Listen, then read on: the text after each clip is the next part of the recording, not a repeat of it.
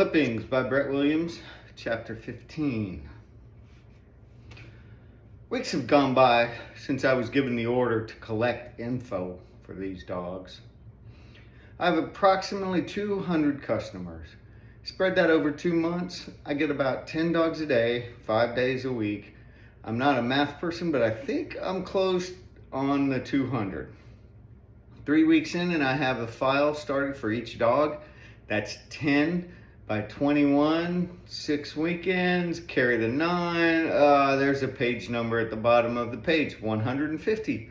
I have 150 files started.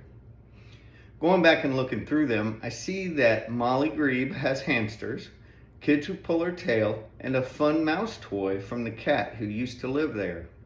The cat was killed by the kids. Hermes Gutierrez, a Chihuahua, likes tortillas and has kids that pull his tail. His parents are gone for most of the day and usually don't get home until it's dark. I figure they must be hard workers. Rudy Schwartz is a German shepherd that lives near a lake. He's got ducks to chase, swims all day, knows a lot of German, and also comes to the name Sugar. Usually he needs a bath because the kids at the house get gum in his hair. He's old and his teeth are yellow. If people would brush their dog's teeth, my job would be much easier. That's one of the worst jobs, next to expressing anal glands. Pluto Smith, a mutt, needs some breath mints. Blech. It actually says that in my notes. Blech. He was adopted by a family that is only home 3 days a week. He has to sit there and do nothing the other days. Some kid from next door comes over and feeds him and throws the ball for him. They live in a house with 5 bedrooms, 2 kitchens, and a very big yard. I got his address when the owners paid with a check. They live at 408 Oakdale Drive. That's the fancy part of town. They must not have an alarm if they have the dog at home by himself and have a kid doing the dog sitting. I marked this one with 3 stars for a potential robbery. This is going to be fun.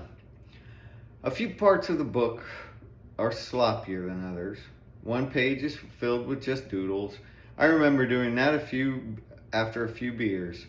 The pages I gathered near the end of the workday are sloppy and confusing. I don't think Snoopy is owned by a cat burglar. And I don't think this one, Addie, has its own email address. Well, maybe that one's okay. I'll send her an email to check. This one is owned by a clown, a true-to-life clown. She, the clown, has even dropped the dog off while wearing the whole outfit. The dog isn't anything special, just a Cocker Spaniel who pees everywhere. I smile at her, and she pees. That breed has the worst problems with tear stains and ear infections. She and the clown live in an apartment where the neighbors bang on the walls when she barks. So she barks just to make sure they're home. Not much to steal from a clown, a couple of red noses and a small car, I guess. The notebook feels solid and fancy. It's leather bound with blue hardcover with an oak tree embossed on the front. It has 400 pages and each is lined with light blue lines. Carrying it around makes me feel organized and official. When I drag my fingers across the oak tree, I feel like my life is finally in control, like I know where I'm going. Wendy's plan is going to add so much to my life. I showed the book to her last weekend. She got ideas. She says she likes the blackmailing better than the robberies. She thinks we can get away with it easier. If you just tell people to send you money, then there's less chance of someone seeing you and calling the cops. That's her idea. That makes sense, I guess. On the other hand, these dogs aren't always attentive enough to notice if things are going wrong. Not all dogs make good guards. However, they do know when their owners are gone and come home. And the number one thing, they know me and won't have a problem with me coming over into their houses.